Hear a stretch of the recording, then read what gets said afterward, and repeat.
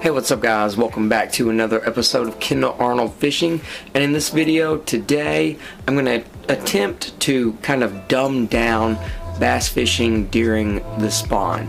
So sit back, relax, and let's get right on into this. First of all, we're going to talk about that early spring transition. So that early spring transition is probably my favorite time to fish almost all year long. The fish are hungry, the fish are looking for food because they need energy and a little bit of weight on them to, actually go through this ritual and lay their eggs. So in order to do that, they feed up. And whenever they're feeding up, that's a great time for you to go out and toss a lure. So where do you go to catch these transition fish, and what do you throw when you get there? Finding these transition fish is actually pretty easy. You don't have to have really a graph to do it on a boat. You can do it from the bank. You don't have to have all these expensive electronics. You can just do it. The first thing that I look for is main lake points that are right off the main, like the first points that you see. Those are always great places to check first whenever fish are coming from those main lake ledges and creek or main lake channels. They'll go right into there first, and usually you can find a few fish there.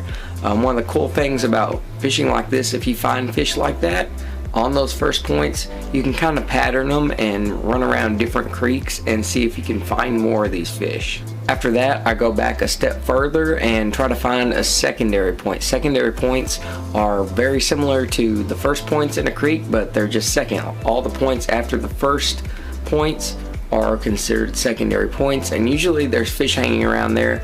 If you have a really big creek, there's resident fish that are usually hanging around these points almost all year long, so that kind of really helps out, makes things a little bit easier.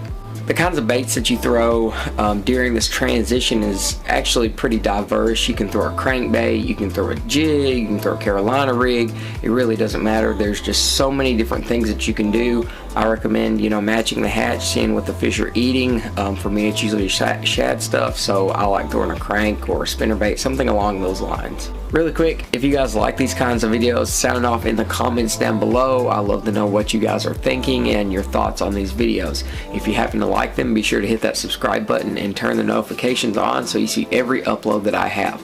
Back to the video. If you really cannot find them on the points and you have a boat and the electronics to do it, go ahead and go straight down that little creek channel. There should be some fish around there somewhere. They've got to go somewhere to get to the back of that creek. So if they're not on the points, check out in the middle, see if there's some bait rolling around. I use the same kind of lures if I do find fish, and usually those fish are a little bit bigger, I found, if they're out just in the middle of nothing. I'm not exactly sure why that is, at least around here. I have an assumption that it's probably because the fish like to hang out offshore during the winter time, so shad and stuff, they kind of get pretty fat.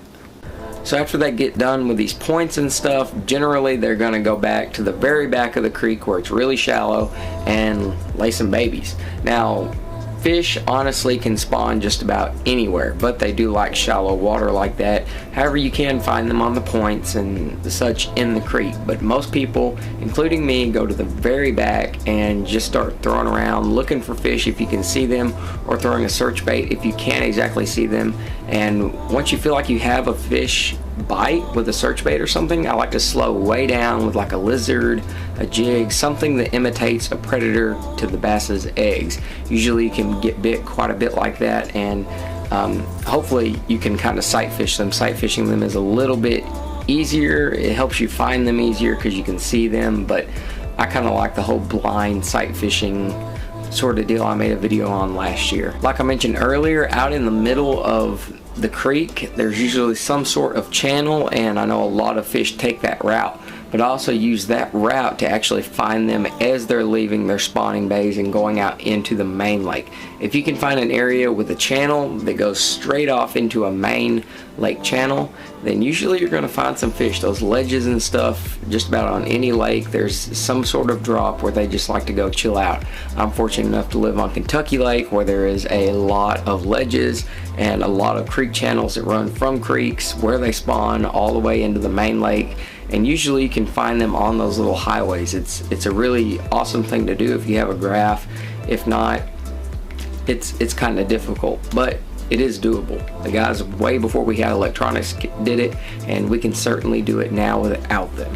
One thing I do want to mention is whenever those fish get done spawning and they start to make that transition back out into the main lake, you really want to kind of finesse your way down. I don't like to go so big and hard with, just giant lures. Maybe as summer progresses, those giant crankbaits for ledge fishing, those are awesome. Those work really well after a couple of weeks. But beforehand, I'm thinking something small, a small swim bait, something finessey. It's not really just a giant lure that you need to catch these fish. So I tried to dumb that down pretty basic. You can get really advanced into it. There's a lot that goes into it biologically, but as an angler, we don't really have to think about that. We just need to know the key areas to look.